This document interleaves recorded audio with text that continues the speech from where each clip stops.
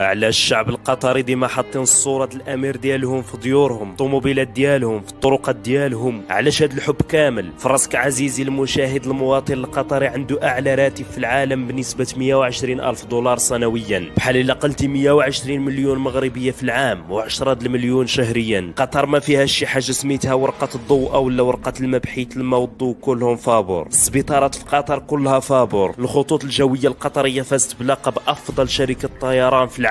جواز السفر القطري من أقوى 10 جوازات في العالم، بحيث يسمح لك بالسفر ل 97 دولة مختلفة بدون فيزا. طالب القطري اللي كيدرس خارج الدولة القطرية يخصص له راتب شهري من خزينة الدولة القطرية. مطار حمد الدولي في قطر كتعتبر أحسن مطار في العالم، كما أن الدولة القطرية كتعتبر من الدول الخمسة الأكثر أمانا في العالم. هادشي علاش فعلا أمير قطر كتعتبر مصدر فخر لكل مواطن قطري. توصلت؟ صيفط لي الفلوس ديالي. تاش نيشان، متقوليش اسباس كدا كدا. تاش سمعتيني؟